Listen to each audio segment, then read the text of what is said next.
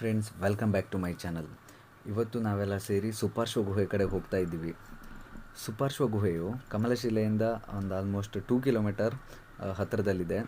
ಹಾಗೆ ಇಲ್ಲಿಗೆ ಬರೋರು ಅಂದರೆ ದೇವಸ್ಥಾನಕ್ಕೆ ಬರೋರು ಹೆಚ್ಚಿನವರು ಈ ಗುಹೆ ಕಡೆಗೆ ಬಂದೇ ಹೋಗ್ತಾರೆ.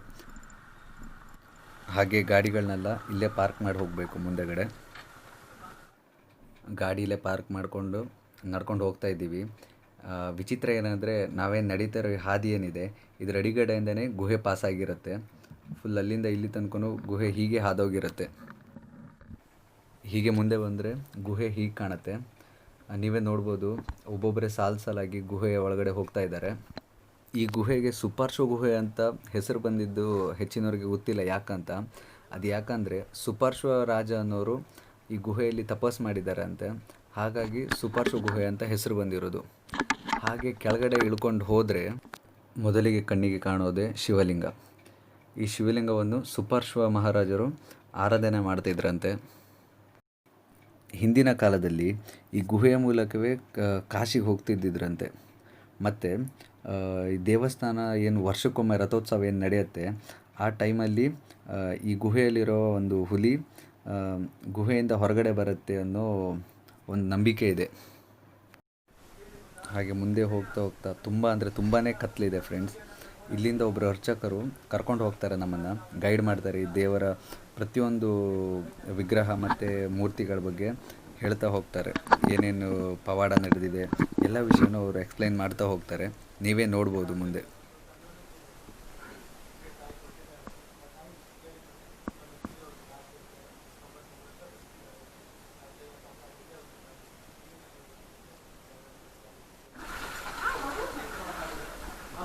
ನಾಗದೇವತೆ 5 ಪಾಠ್ಯವರಿಗೆ ಒಂದೇ ಪ್ರೀತಿ ಬೇಡ್ಕೊಳ್ಳಿ ತಾಯಿ ಹತ್ರ.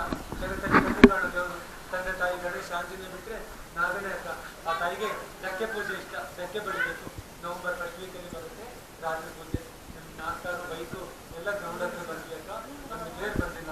ದೇವ್ರ ಬಾವಲಿ ಎಲ್ಲ ಜನ್ಬಿಟ್ಟಿಗೆ ಕರ್ನಾಕ ಬಿ.ಪಿ ಶುಗರ್ ಎಲ್ಲ ಹೇಳ್ಕೊಡುತ್ತೆ. ಕಮಲಶಿಲೆ ಅಂತ ಹೆಸರು ಬರಲಿಕ್ಕೆ ಗುಹೆ ಕಾರಣ. ಶಿಲೆ ಕಠಿಣ ಅಮ್ಮ ಮೃದು ಕಮಲಶಿಲೆ. ನಿಮಗೆ ದುರ್ಗಾ ಪರಮೇಶ್ವರಿ ಕಟ್ಟಿಗೆ ಮಂಡಕ್ಕಿ ಚೌಕದಲ್ಲಿ ಸಿಗುತ್ತೆ. ಗ್ರಾಮೀಣ ದುರ್ಗಾ ಪರಮೇಶ್ವರಿ ಕಮಲಶಿಲೆಯಲ್ಲಿ ಮಾತ್ರ. ಇದು ಕಾಳಿ ಚೌಕಿನಲ್ಲಿ ಈ ನಾಗದೇವತೆ ಆದಿಶಕ್ತಿ ಮೇಲೆ ಕಾಲಭೈರವ ಎಲ್ಲ ನಿಮ್ಮನ್ನು ಕಾಪಾಡಿ ಒಂದು ಗುಹೆ ಕಟ್ಟಿ ಮುಂದಿದ್ದಾಟ. ಯಾರಿಗೂ ಬೇಡಬೇಕು ನಮ್ಮ ಸ್ವಾಮಿಗಳ ಮಾತಾಡಿ ಜ್ಯೋತಿಗಳ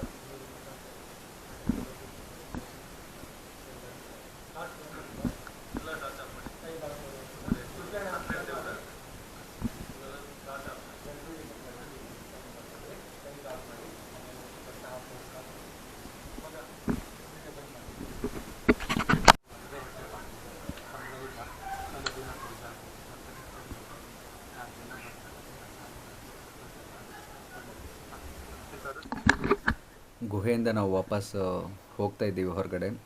ಹಾಗೆ ಇದಿಷ್ಟು ವಿಷಯ ನನಗೆ ಗೊತ್ತಿರೋದನ್ನು ನಿಮಗೆ ತಿಳಿಸ್ಕೊಟ್ಟಿದ್ದೀನಿ ಫ್ರೆಂಡ್ಸ್.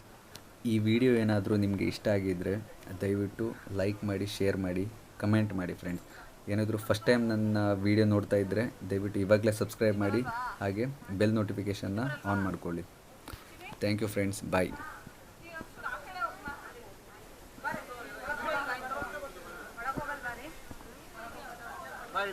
Everything,